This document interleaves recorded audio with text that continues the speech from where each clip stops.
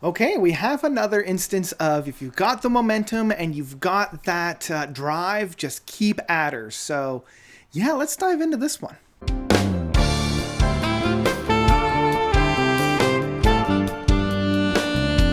Pictures from the Other Side by Cyan. So, Cyan is a fun kind of neo-prog, symphonic prog, retro prog outfit from the UK. It's being helmed by Robert Reed, and this was kind of like one of his first projects. Got the start in the early 90s, and he put out a couple albums and then went on and helped found Magenta, and I love Magenta. Their album We Are Legend is such a great album in the neo-prog sphere.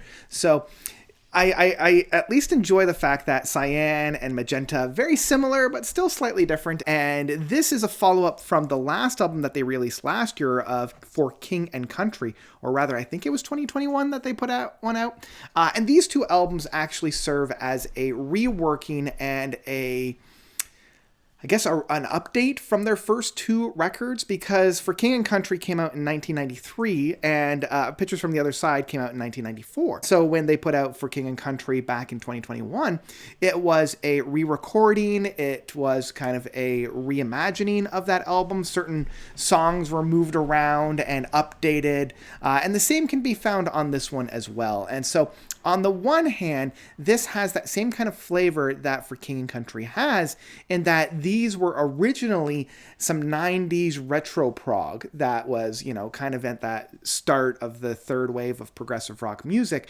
And it feels a little bit like that. It feels a little bit like a relic from the past that has been updated and cleaned off. And even though it's been recorded with new techniques and new styles, and we have new individuals that are found on here, and I'm going to get to that in a second, it still feels like at its essence, it's a bunch of early progressive rock in that kind of a 90s flair. So for some of you, that might really tickle your fancy and you might really enjoy that. For others, that if you're not a big fan of that kind of progressive rock music, it might not necessarily be up your alley.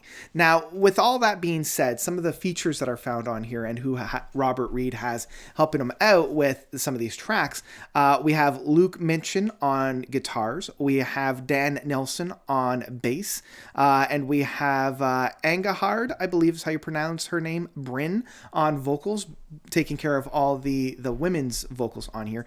But the one I want to shout out, and the one I will always shout out whenever he's on a project, is Peter Jones. Peter Jones has this amazing full-bodied voice that is very similar to kind of what a lot of modern progressive rock singers have. It feels very similar to like David London from Big Big Train, or Nick DiVergilo, also from Big Big Train. A little bit of like a Neil Morse kind of a flair to it. But the thing that I love about Peter Jones's vocals are that there's this very deep richness to it that I don't hear from a lot of these artists. There's this complex layering that he has within just a single note that he's able to bring about. And that was part of the reason why I love some of his other projects with bands like Camel, because he's able to keep par with some of the classic singers from Camel, as well as Tiger Moth.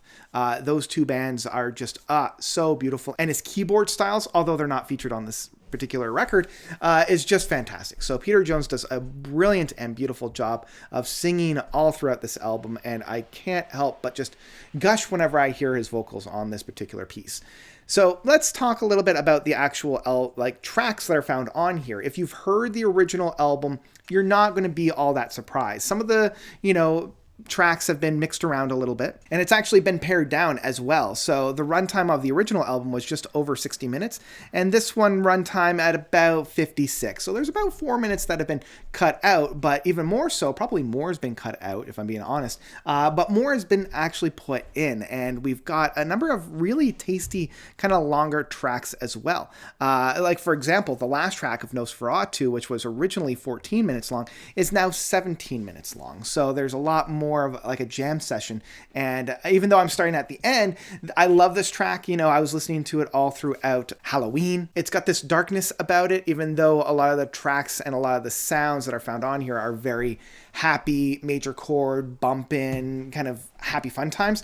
This one has a little bit of a darkness to it, where there's a lot more of a complexity found within there and a little bit of a menacing about it. The title track of Pictures from the Other Side, the second track, and it's kind of still on here as well, originally was 6 minutes and now it's into 8.5 minutes. It almost has this like Jeff Wayne's War of the Worlds feel about it, like there's this kind of essence, this almost show tuney aspect of it that I didn't hear from for King and Country. And it's got a little bit more of like an intimate singer-songwriter storyteller aspect that I really enjoy. And I mean, I don't want to say that a lot of the tracks that are on here are pretty generic retro prog, but I mean, some of them are. The first track of Broken Man and Solitary Angel, they're both very, modern retro prog in that sense. And it can't really stand toe-to-toe with a lot of other retro prog stuff that's coming out. But I can't say that for Follow the Flow. And this is where Peter Jones has a little bit of a duet with Angahar, I'm so sorry, Bryn, with the woman vocalist on here. And it's very heartfelt, it's very emotional, and I like that emotional tie that this track has. It's really just a very soft duet, a very, it's just Peter, the piano, and Bryn on the vocals and the piano there. And that's pretty much about it, The last track that I want to talk about is Tomorrow's Here Today, which for me is probably the highlight on this, even though I love Nosferatu and Pictures from the Other Side is quite fun. I think Tomorrow's Here Today is a lot of fun. It's what I expect for a retro prog, a symphonic retro prog outfit. I have a lot of fun with this one. I love how celebratory of sound it is. It's got this really fun symphony of sound. It's very symphonic in that sense. It's also very quotable and sing-alongable. It's very catchy. Like, it's in my head after I listen to it, and it's kind of hard to remove it. So I at least really enjoy that, this track, it's very traditional retro prog in that sense, and I really enjoy that. So in the end, Pictures from the Other Side, it doesn't necessarily add anything new. If you're a fan of Cyan, or if you're a fan of, say, Magenta, or just retro prog in general, I think you're going to have a good time with this one. It's one of those albums where, like, I don't have a singing praise for this one, but I also don't have anything that's like truly negative about it. I don't want to say it's kind of a boring review in that sense, because I can't like nitpick things that I hated about it, but I also can't necessarily sing the high praises of this. It's a pretty inoffensive addition to a symphonic retro prog collection. So yeah, if you're looking for something new in the retro prog, you can do a lot worse, I will admit. So what I will say for this particular album and my final rating is Pictures from the Other Side from Cyan is one that I would ultimately stream.